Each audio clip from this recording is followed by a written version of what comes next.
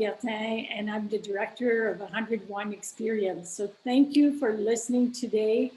Lynn and I are really happy to be here today to be able to explain what is the project. So I guess first thing, Cultural Crossroads is really that link between developing tourism and making our communities more welcoming. So part of this project is developing 101 experience, but really it's a little bit more than that. It's going to be 202 experiences. And for us, it's key to make our communities more welcoming. And that's why we're very happy to be able to work with Lynne Cormier, Indigenous knowledge keeper, on this project. So Lynne? Okay. Ani Bojo, welcome everyone, Bindigek. My name is Lynne, and I am originally from Attachment First Nation. Today, I just want to thank creator Dibenjigen, Jemnido, Chimigwech, Gogmakwe, Chimigwech, Manda, Noden, Shkode, Aki, Nibi. I thank all the four elements today. I thank creator for another day, and I thank Mother Earth for everything that she provides us. Being at springtime, it's time of change, it's time of new beginnings. And I wish everyone listening to this that you all have good health, that you're staying safe, and that you keep that inner fire going, that inner strength to do what you have to do today to become the best person that you may be. So, Chimigwech Nahau. And I also want to add, here we see the Voyageurs. So the Voyageurs arrived here 400 years ago, but probably 6 or even 7,000 years before that, Indigenous communities were here, and they left this, this country intact with the forest and the water, and they shared it with us. So we're very grateful for this. And this is a great opportunity here with this project to work side by side with Lynne and the Indigenous community to make our communities more welcoming. So this project 101 Experience is being led by a consortium of players in Northeastern Ontario. And it's possible because we've received funding from many different partners that you see here. The project is mainly from, our first stage was from Temagami to Constance Lake. We've been able to get another phase to develop North Bay, Mattawa, West Nipissing. So we're concentrating primarily on Highway 11. However, if you are listening today and you're outside this catchment area, there is possibility that we can work with you. Of course, we want to give priority to Highway 11 because to develop a tourism destination with experiences, we need to have so much experiences for people wanting to come to live these experiences. Another important thing, because of those partnerships, there is no fees for participants. You are putting your time, but you don't need to be putting extra money. And also on this map, you see the little blue squares, and those are the First Nations that are represented across the North. And it's been one of our main goals to invite them, include them, and get them involved in the experience creation project, because in the past, Indigenous people were not always included. They weren't consulted and they weren't invited. So it's been a big thing for us. I know as a First Nation person, we have a lot to offer. And by sharing our experiences, by sharing what we know, that history of the land, it'll help us grow together within communities, strengthening together and growing for a better future and a more welcoming North.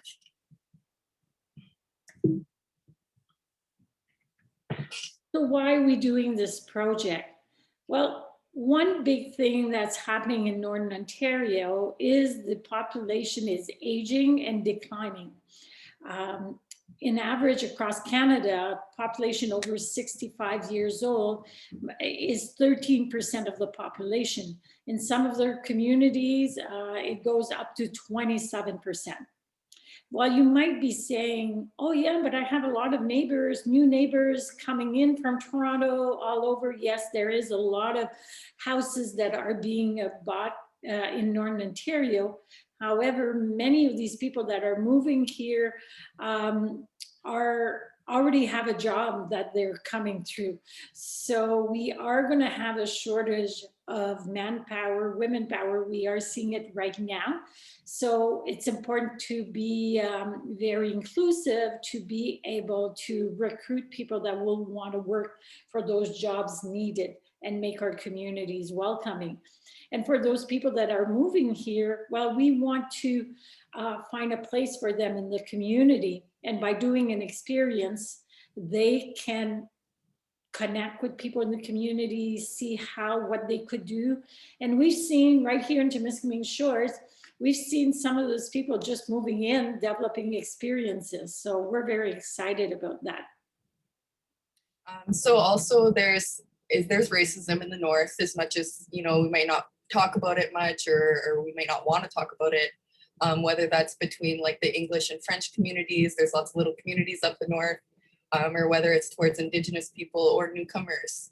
And what we want to address through creating experiences is, we're going to talk about that later, spending more time together, getting to know each other will help reduce that racism, because I think right now we just don't have those opportunities to get to know each other. We don't know each other's culture, and therefore those stigmas and those ideals that we associate towards one another is not very healthy. And we want to just help create less racism and more welcoming communities, so that, again, we could work together and it'd be a stronger North.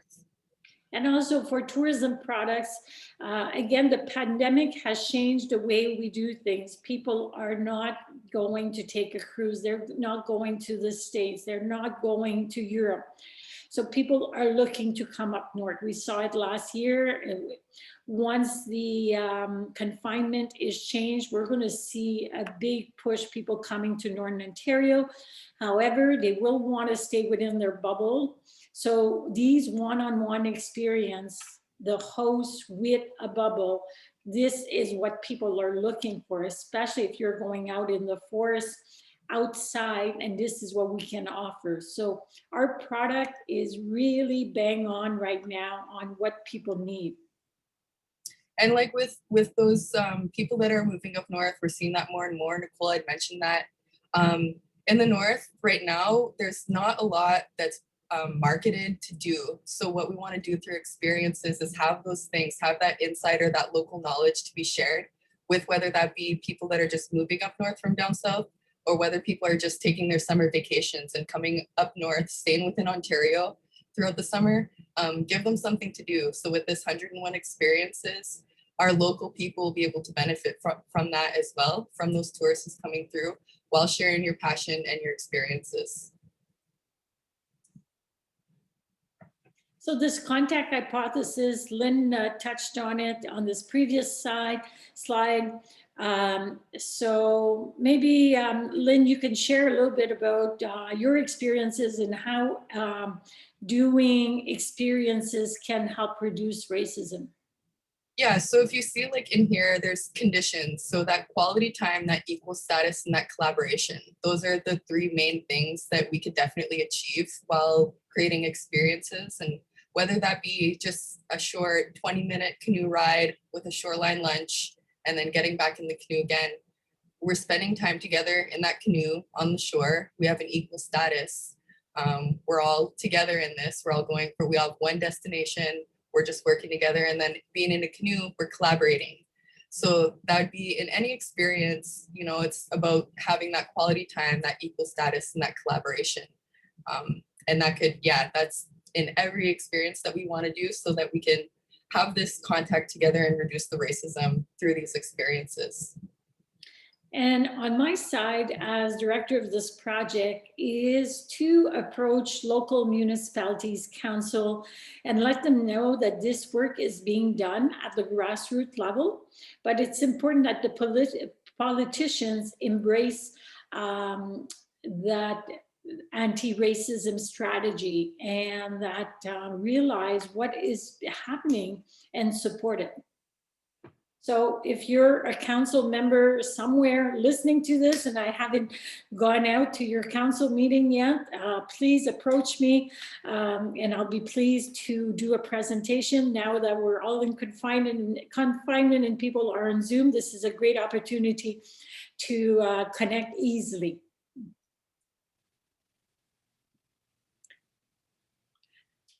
Okay, so how can developing an experience help you per se?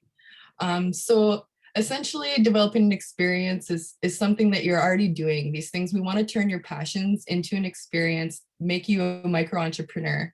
And if it's something like ice fishing, if you love ice fishing, you go out ice fishing all the time, essentially you already have the ice auger, you probably have a snow machine, or if it's a close access point that you just walk out to, you have your fishing rods and you have your hooks and you have everything you need. So there's little to no risk and cost in kind of developing this experience. We have a team here that supports you in kind of every step of the way, whether it's, you know, developing, thinking outside the box, finding a location, whether it's finding a proper cost for what you're offering as an experience, uploading pictures, taking professional pictures. You know, we have a team to do all that. We also have a culinary expert. So whatever it may be that you need, we can either support you and help you with achieving that, or find someone who can. Also being a part of this 101 experience, it's bigger than you. It's something that's going to be happening throughout the North. It's something that you'll be able to share with communities, different people coming up North, or different local community members. Yeah, and just sharing your passion and developing an experience. And yeah, so also it's not a full-time. If you have a full-time job, you're able to keep your job throughout the pandemic. This is something that it's completely up to you. If you want to offer your experience once a week, you could do that. If you want to offer it once a month, that's also an option for you. The ball's in your court at that point. But if you're someone who really, you know, they might have lost their job, or you have more time on your hands, there's people that are already offering experiences around the world that they offer it every day, and some of them offer it multiple times a day. And that option is completely in your hands when you develop your experience, and you decide kind of when you want to offer it to those around you.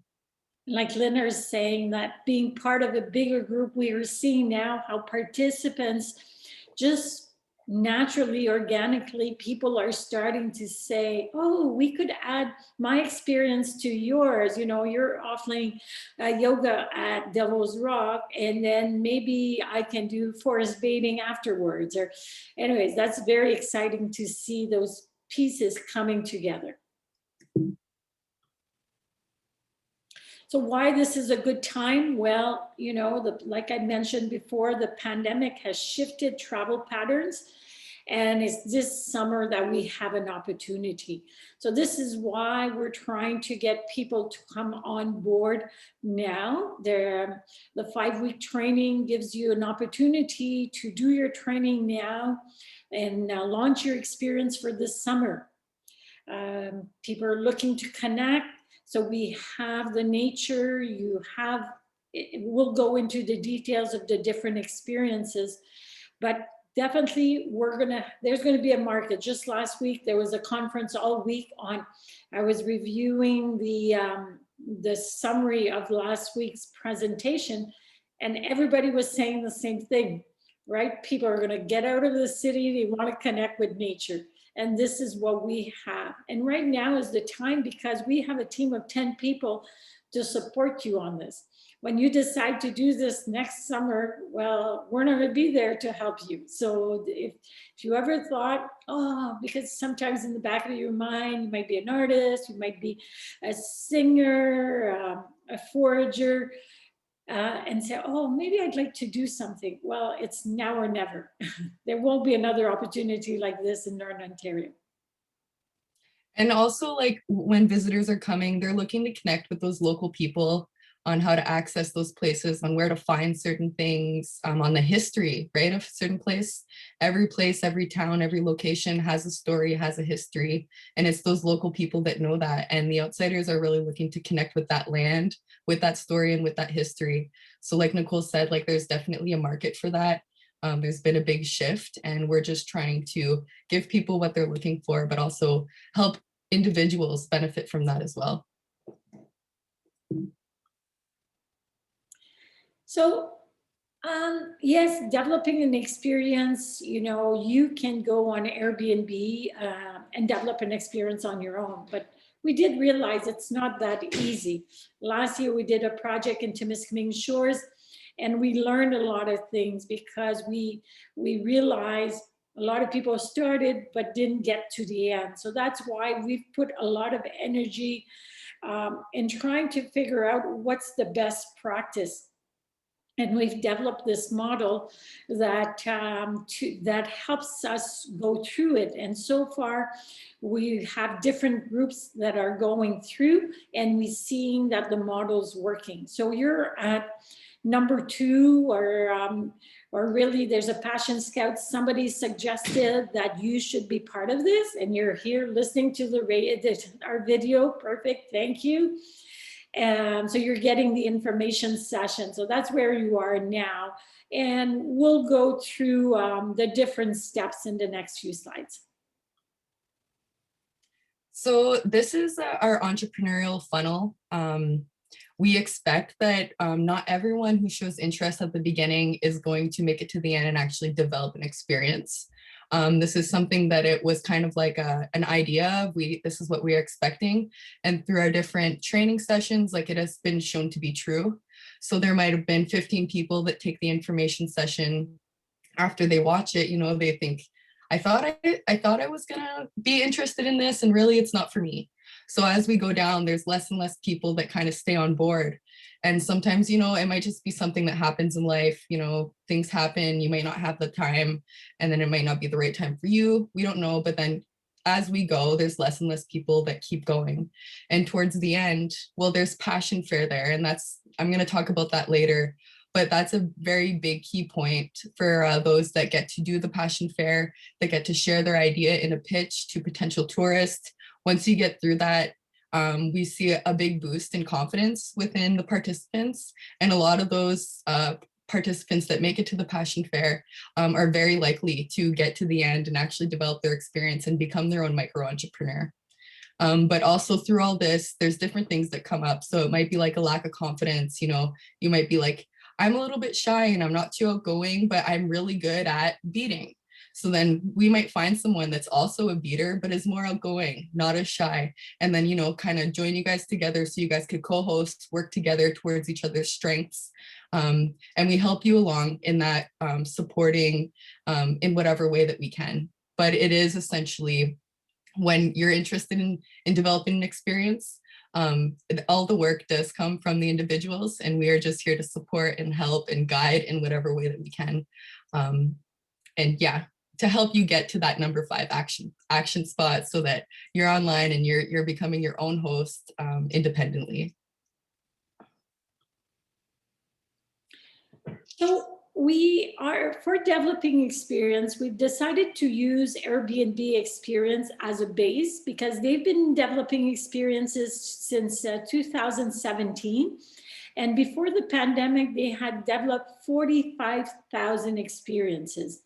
And all of these experiences have been reviewed. So they know how to do it. So we're using the same system. One of the big advantage of Airbnb is that they also offer insurance, liability insurance for $1 million US. So that has also been a factor for many people not developing an experience because, oh, what if something happens? So, but we will also 101 experiences. If you already have an insurance, you might be a yoga teacher and that's not an issue for you, then you will be able to promote it on 101 experiences without having to go to Airbnb if that's the case. But I think probably the majority of people will be using Airbnb to have the insurance. So these are the thematics that are in Airbnb. So we're going to be using those same thematics. So let's go a little bit more in details with some of our participants we have so far. But I guess before going on that, will go on some of those 3 pillars of an experience. Yeah, so we're going to show you examples of like the different themes, what they could be in examples. But before we do that, every experience needs to consist of these 3 pillars. It's kind of like the basis of what makes an experience successful and makes people really want to come to it. And one of them is having that expertise and that passion. So that's that background. If that's something you've been gardening for 25 years, you have that experience, you know the different seasons, how things grow, or maybe how to switch things around in your garden so that your garden is successful.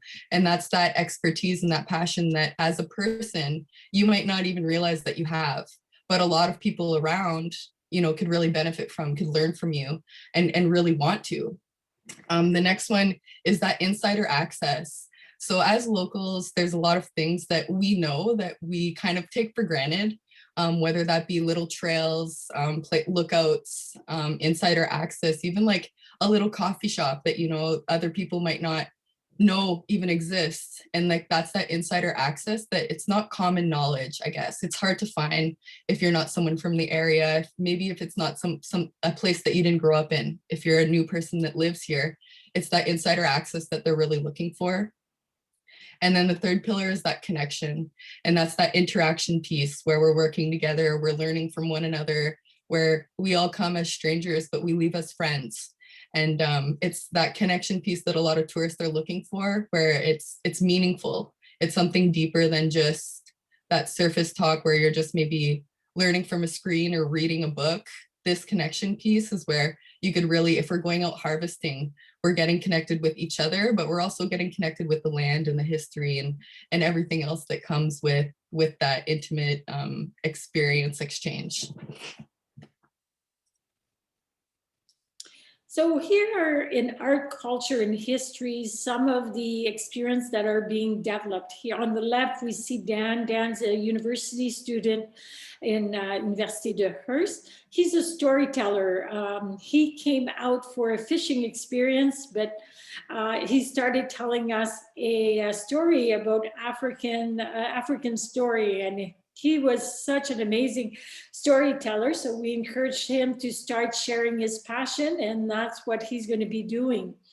Rashminder is a dancer. She dances the Bhangra, the Punjabi dance. So through her dancing, we'll get to learn more about Punjab, India, and it's going to be great exercise. I'll let Lynne talk about her experience, but just on top of that, that's my experience of the Great Fire tour in Hailbury in 1922. There was a huge fire. My grandmother was part of the fire. So for me, that's kind of the connection that I have with telling the story. And these are stairs that were covered. And when Jocelyn and I moved in the area, we found out about it and we took the dirt out of it. So a lot of people in the community don't even know these stairs exist. So that's kind of that inside access, getting to a special place that an experience can do. And then this is an example of my experience at the bottom right here. And for me, like it's just about sharing how meaningful Indigenous culture is, whether that be sitting around a fire, you know, there's meaning to that, what the fire means, there's teachings, being in a teepee. And this is an experience that I created that's a medicine pouch. So we make medicine pouch together. I give teachings on the 4 sacred medicines and why they are the 4 sacred medicines, how important they are and how beneficial they are to us. And then I give teachings on the medicine pouch and what that means to me per se, but like Indigenous culture in general. And for me, when I'm developing these experiences as a First Nations person, as an Ojibwe woman, I understand that throughout the North, there's different tribes like the Algonquin, the Crees, and other people, right, that might be living here as well. And we all have different teachings, but when you start really listening and getting to know them, they all have meaning. There's all meaning, there's all good intention. And it's really getting that deeper connection with that culture, but also with ourselves. So yeah, I am just very passionate about sharing the culture. So. And then here we have food and drink. Food and drink is something that we're seeing more and more common, signing up for online cooking classes or baking classes. And then you get all the ingredients ahead of time and then cook together online with a group of people, get to have discussion, learn from one another, and then all get to share a meal together. That could be cooking outside. So here there's a picture of me cooking bannock on an open fire. So I give the teaching of the fire of why bannock is traditional, more of a modern tradition, but how it came to be, and then how to cook. So everyone gets to cook their own bannock, and we get to eat that with whether that be butter or jam or whatever we have, and get to share a little bit of a traditional tea and the meaning and benefits behind that. So you see the cedar tea up there. But I also want to just add that food and drink can be added to like any experience.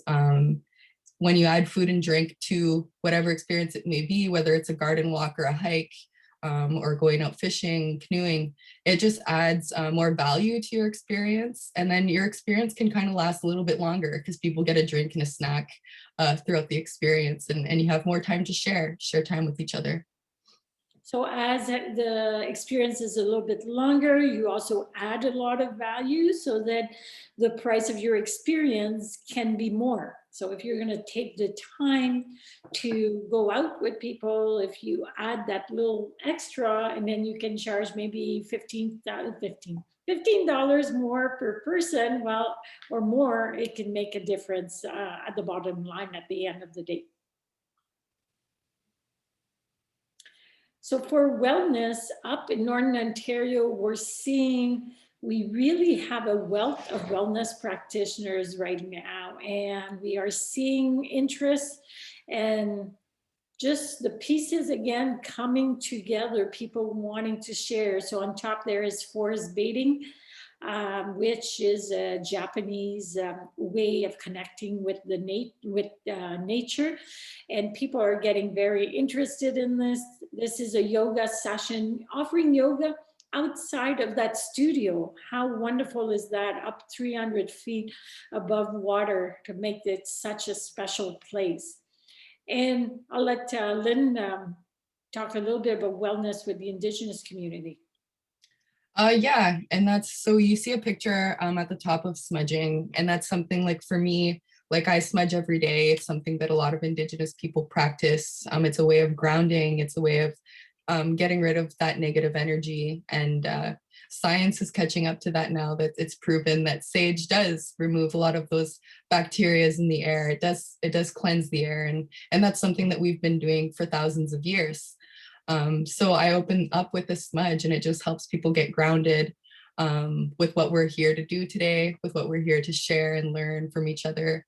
And it's just a common practice that I also encourage people to start on their own, whether you're Indigenous or not. If it's good for you and if you have good intention, then that's something that you could benefit from. Then that's what it's meant. This medicine that we hold, that we practice, is meant to share. So that's one thing that I hope to open all my experiences with and give a teaching on, so that that stigma and that racism could get reduced, so that people don't think the wrong thing when they start seeing things like this. And then at the bottom, we have Aga. She's from Kirkland Lake, and she does sound healing with those are quartz bowls, I believe, that she has. And yeah, there's a meditation, and it's just very beneficial in a lot of different ways. If you've ever experienced that, yeah, I guess it's a little bit undescribable, but very nice. So for entertainment, it can be a lot of different things. I mean, we have so many talented musicians up in Northern Ontario. Sometimes you think a musician, they have to be playing in a hall, and with COVID, a lot of that has been eliminated. But you could do a small concert outside at that special beach. It can be an online experience. So there's a lot that could be happening around that. And then on the lower right, that's a bingo for people up in the Hearst to Opastatic to Smooth Rock Falls area. There's two big radio stations that bingo is part of the culture in the community. But when you're coming from the outside, you have no clue that this is happening, that there might be thousands, literally thousands of people playing bingo, each in their home with their own customs of what they're eating, what they're drinking. So imagine being able to fit in that family, friends, and be able to play bingo. That's a way to connect with the community. So hopefully that's one of my big goals, to get a bingo bingo experience going before the summer. And then like, here's just an example. This is like an Ojibwe bingo. So this is something we do like before the pandemic when we'd gather in communities, we'd have bingo and different games that we'd play. And this one's different animals, different objects, and it's all in the language. So it helps our communities relearn the language. Those that are fluent language speakers get to share and speak their languages within one another. And then the youth, people like me, we slowly keep learning and getting better and better. And for anyone outside the community, it just helps you get to learn like what the culture means, because all these words have deeper meaning than what that animal means. So like the beaver and amik, it meaning like hard worker. Anyways, there's just so much meaning behind the language, and it's a great opportunity to learn and share. So sports, on the left, we have Mylène. Mylène's our youngest participant, 17-year-old, and she's the first one that got her experience approved on Airbnb. So we're very proud of her. And then up on the golf, we have Jean-Pierre, that's 77 years old, doing a golfing experience, well, more of a history of golfing in Haileybury. So that's very exciting to see, completely to the end, so much difference in age, but having the same goal in mind. And still remember Jean-Pierre saying, "Oh, you're too young to do an experience." And I said, "Oh, just wait a little bit. You're going to see she's not too young." And Mylène already has all sorts of experience developed for the summer. So keep an eye out for her. You can follow her on Follow Her North. And then we have like paddling, also like when it comes to land-based sports, like there's so much, like whether it be snowshoeing, even learning how to make snowshoes and then going out for a snowshoe together.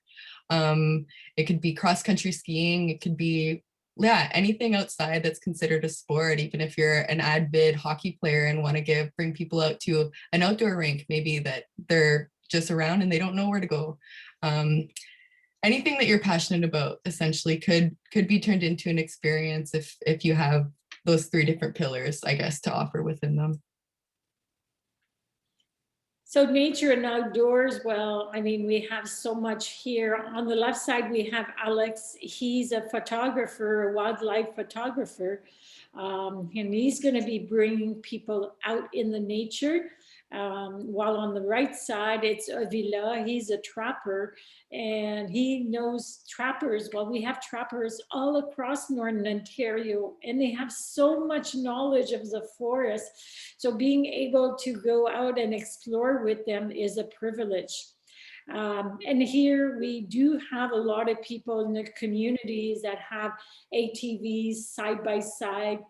But for people that are coming from outside or don't have that, they have no clue like where to go.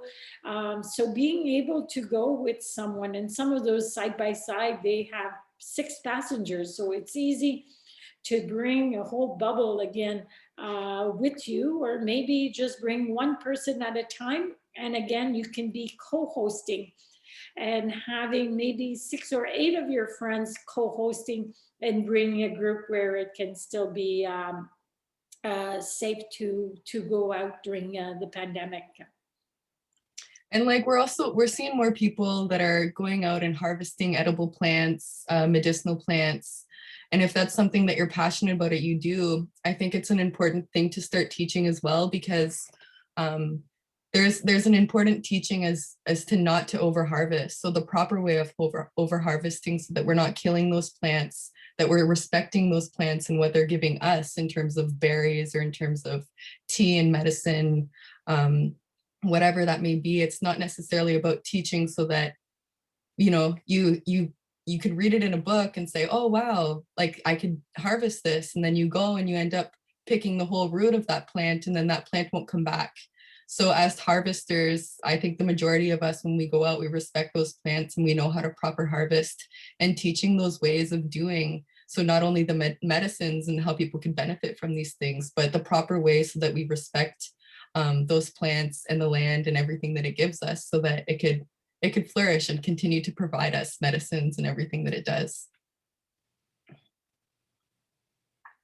So I hope you can see there's a lot of different experiences out there. So to be able to do that, Lynn, maybe talk a little bit how you do your, how we do the 5-week training program.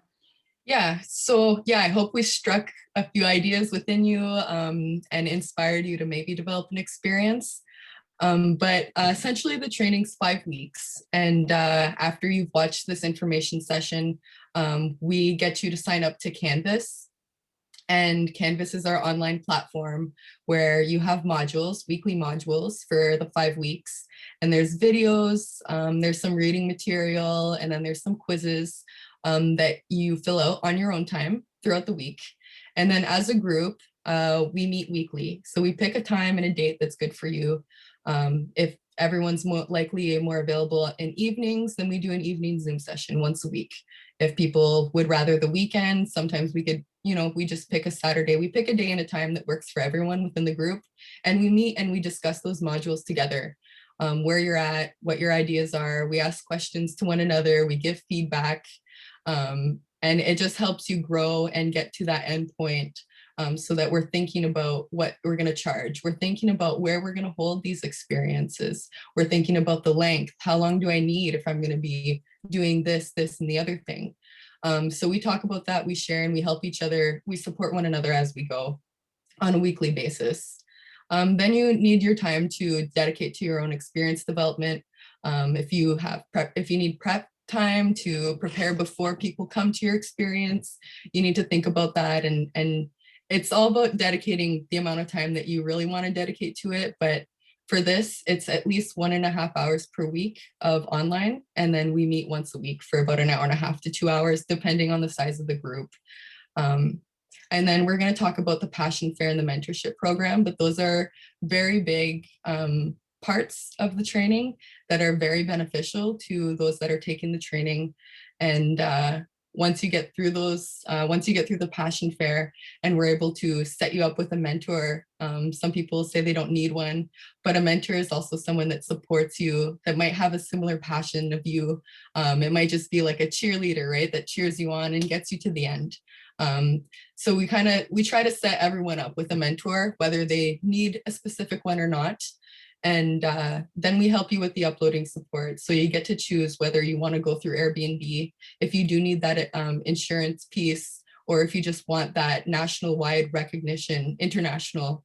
Or if you're just say, no, you know what, I'm okay with Northern Ontario. I have my own insurance and I just want to go on the Airbnb, the 101 Experience website, then you could choose to do that, or you could be on both. And we help you with that uploading support. With description writing, how do you describe your experience, how to take professional pictures so that they're not too dark, not too blurry, getting good angles, and really expanding on that interaction piece on why people would really want to come to your experience per se. So that's the 5-week training program, and we do that together from beginning to end. And everyone is assigned a trainer. So whether it be me, Nicole, or another person from our team, you're assigned a trainer, and they're there to answer emails or support you if you're having technical difficulties at one point or another. We're there to support you throughout the whole time. So yeah, I encourage everyone that if you are going to take the training, to really use your trainers. If you're having any difficulties at any point in time, send them a quick email or get their phone number or whatever it may be, and reach out, because we're here to support you. And just to one thing to add on that, we also within the trainers, we share the information. So we know, oh, we have this person developing this experience and getting feedback from the others if they have any ideas. So really, we have like a group of 10 people that are supporting you. So one of the passion fair, so this is something we kind of invented. It's like a speed dating event. We thought of doing this in person because of COVID. We had to rethink how we're going to do things, but we're using Zoom and it's working really well. So what we're doing, um, we have you pitching, we divide in subgroups. So you will pitch, this is everybody together, but then you pitch to 3 people. So you take 5 minutes to pitch your idea, and then you get feedback from that group.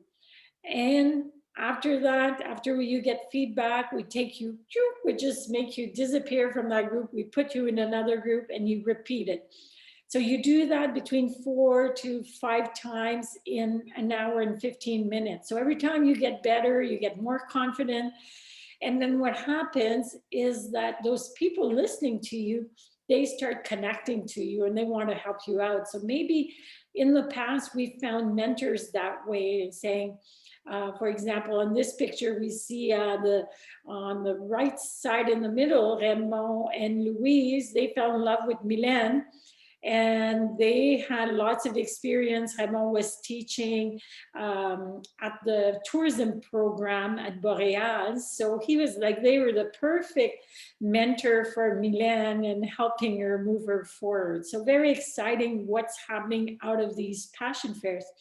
And like Lynne mentioned before, it is a big step because a lot of times, sometimes people will quit before because they don't feel comfortable presenting to a group. So if you're not comfortable presenting 5 minutes to a group, well, there's good chances that maybe developing an experience is not for you. But you know, you already gained information. Maybe you want to support someone else. You might be a good photographer and say, I'd rather go take photos, or I'm good online. Maybe I can blog about it. So there's really a role for everyone. We feel it takes a whole village to develop an experience. So that's where we realize with the passion fairs, some people might do a second, a different role. And this is too something like everyone gets nervous before the passion fair. The people that like I've trained, you know, we prepare the week before, we get you ready with your pitch. And we go over all that stuff so that you are prepared. But this is a big step because you're pitching it to strangers, right? These are potential tourists. So it is a little bit nerve-wracking, but the outcome at the end is just, there's such a big boost of confidence. And people meet people, they're more comfortable with their experience pitching. They said, wow, they asked such good questions. They gave good feedback. I just feel like I'm like 100 miles ahead now than where I was before the passion fair. So it's beneficial for not only connecting with those potential mentors, but also for your own personal growth in terms of reaching that end goal, in terms of becoming a host of an experience. So yes, so the mentorship. So what we do after the passion fair, we get you to reflect on what is it that you need to go forward. So you might say, I might need a little bit more confidence. I'm not a good writer. I'd like to have somebody helping me that. I don't find, I can't see how much I could be charging for this. This is something we are encountering quite a bit. People undervalue what their knowledge is, and we've been hearing that from the potential tourists at the passion fair. Oh, you're not charging enough. You're not charging enough, right? Because sometimes if you don't charge enough, people think, oh, it can't be very good because people are used to going on holidays. If you're on a cruise ship and you go out for one of those excursions, you pay a lot of money to do that. And you're with big groups. Here you are into a small group. So all of those questions make you realize what would you need as a mentor? And like Lynne says, maybe people say, oh, I don't need a mentor. But I see it, we're giving you this gift. We're giving you the opportunity to connect with someone very special that you would have never reached out to that person. So see it as this gift, a human gift we are sharing with you. And for marketing, well, we've talked a bit about Airbnb. Again, this is an international website that are attracting a lot of people. So there is value to be part of that. We are working very closely with Airbnb, and they will be doing a special page for us. They are impressed with what's happening here. They're working on a project in Africa and Thailand, but they're the one that drove this project. Here in Northern Ontario, it's happening without them being the driver of the project. So they want to try to support us as much as possible. And the other advantage with Airbnb is that they accept payment, so you're not paying for a credit card, and then the money is just transferred directly to your account. So they are taking a 20% fee, but in there, the insurance, the payment, and the marketing. If you are listening and you might be part of an association, there is a possibility for organization to be part of the social impact experiences. And at that time, they don't take the 20%, but we can talk more about that further down once we start working with you. And then we have the 101 Experience platform, and it's going to be similar to Airbnb, except we're not taking a 20%. We're just helping market you. And instead of specifically marketing the experience per se, we're going to be marketing the host. So we're going to be marketing who you are, what your background is, what you're passionate about, and why you're doing what you're doing. And then you might have more than one experience. So this is an example. Like I have 2 experiences as of right now. And then as people, they might come to one of your experiences and they're like, hey, I really like that host. Like I really like the way we were just outside, what happened, how she shared. And then maybe they'll want to come to another one of your experiences. And then that'll all be shown underneath you as a host, as an experience host. And then it's also going to be separated by themes, like if it's outdoor, if it's wellness, and it's going to be separated like that. So there's going to be a few different ways that people could find you as an experience provider. But that's just kind of the main difference, is that we're not charging you. You're going to be a part of a network that's just within Northern Ontario. And we're kind of promoting more you as a host, as a person, versus just your specific experience per se. I'll cover the next one on the other slide, Lynne. So right now with the confinement, we're encouraging all of our participants to do an online experience, because online experience really has a lot of value. First, it gives you that experience of getting comfortable, sharing your passion, but also online experience is a way to be able to promote. People will listen to you and then want to come up to Northern Ontario. Or you could be, if I'm doing my online experience on the Great Fire of Hillbury, I mean, there could be people in Europe, all around the world, interested in the subject, and they might never come here, but still I connect with them. So we are doing this campaign of Ride the Wave. So we have right now 25 of our participants. We started maybe with 75 people that took the training. About 35 did the Passion Fair. And from there, we have 25 that are ready to do an online experience in May. So that's very exciting to see that many of our participants move forward. We're going to be doing our big launch of the whole project face-to-face, hopefully by the end of June. Confinement is over. And during Celebrate Canada, between Aboriginal Day on June 21st to Canada Day on July 1st, we're going to have a lot of advertising to promote all the experiences.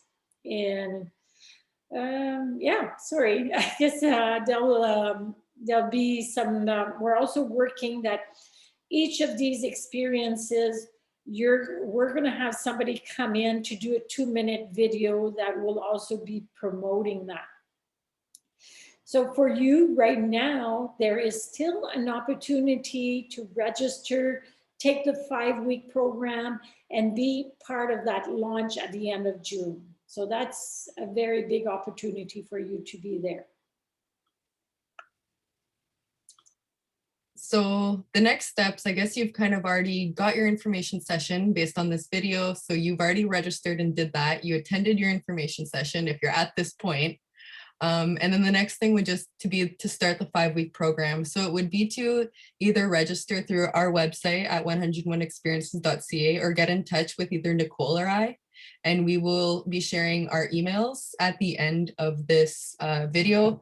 So it would be to just really get in touch with us so that we could start a training program based on where you're at, like where you're from in Northern Ontario and what your passion area is. And just maybe to be a little bit more precise, sorry, Linda, things are changing very quickly here. So you've listened to the video now, and now you're going to have a choice of information. It's going to be more question and answer. So if you want to, if you want to continue forward, the next step is to come to be one of those question and answers, and then you'll be able to share what's your passion. And then from there, we'll bring you to a 5-week program. So we're very excited. Thank you for being here today. Thank you, Lynne, for doing a great job of co-hosting this this information session with me. And looking forward to developing all of your experiences. And if this is not for you and you want to be involved in another way, please let us know. And you could also register just for our newsletter online if you just want to keep up to date with the project and how it's going. That's always